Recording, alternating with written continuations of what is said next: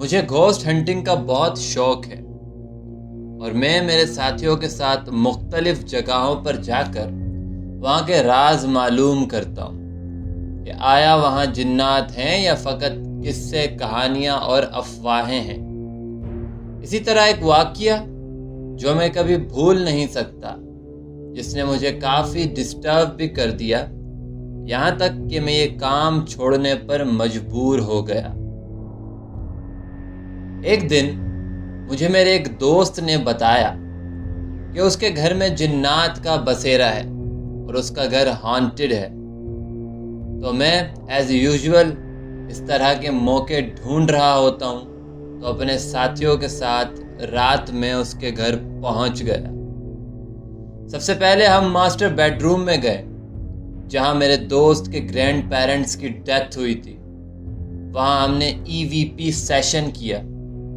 جسے نہیں پتا یہ کیا ہوتا ہے، ان کے لیے تھوڑی سی وضاحت کہ EVP سیشن میں ایک ڈیوائس استعمال ہوتی ہے جو ان آوازوں کو ریکارڈ کر لیتی ہے جسے ہم اپنے کانوں سے سن نہیں پاتے بغیر کسی ڈیوائس کے۔ خیر، میں نے EVP ڈیوائس آن کی اور پھر یہ سوالات کرنا شروع کیے۔ میں نے پہلا سوال کیا کہ اگر کوئی یہاں ہے تو سامنے آئے۔ دوسرا سوال کیا کہ جو بھی یہاں ہے کیا وہ چاہتا ہے کہ میں یہاں سے چلا جاؤں؟ پھر تیسرا سوال جو مجھے شاید نہیں کرنا چاہیے تھا، میں نے کہا کہ اگر ہم یہاں سے نہ جائیں تو تم کیا کر لو گے؟ جیسے ہی میں نے یہ تیسرا سوال کیا، ہمارے گروپ کے لوگوں کی طبیعت خراب ہونا شروع ہوئی۔ کسی کو سر میں شدید درد ہونے لگا، کسی کو پیٹ میں اچانک شدید درد ہونے لگا، کسی کو چکر آنے لگے، اور جب میں نے EVP ڈیوائس کی ریکارڈنگ سنی تو میرے رونگٹے کھڑے ہو گئے۔ اس میں مجھے کچھ جوابات موصول ہوئے تھے جن میں یہ جواب تھے کہ ہاں ہم ہیں، ہم نقصان پہنچائیں گے۔ یہ تو جوابات مجھے موصول ہوئے اس EVP ڈیوائس کے ذریعے۔ پھر اچانک کچن میں سے مختلف چیزوں کے گرنے کی آوازیں آنے لگی، چیزوں کے کھٹکھٹانے کی آوازیں آنے لگی۔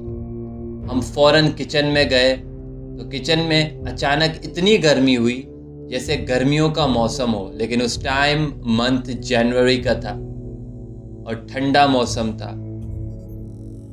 میں نے کچن میں کھڑے ہو کر اپنے ہاتھوں کو بلند کیا، دونوں ہاتھ باندھے، دونوں ہاتھ اٹیچ کیے اور دعائیں پڑھنے لگا اور آنکھیں بند کر دی۔ میرے گروپ کے ممبرز نے مجھے بتایا کہ جب میں نے اپنے ہاتھوں کو بلند کیا اور آنکھیں بند کی، دعائیں پڑھنے لگا، تو میرے ہاتھ مانو کوئی پکڑ کر جدا کر رہا ہو۔ انہیں یہ نظر آ رہا تھا، لیکن اس بات کا مجھے بالکل بھی احساس نہیں ہو رہا تھا۔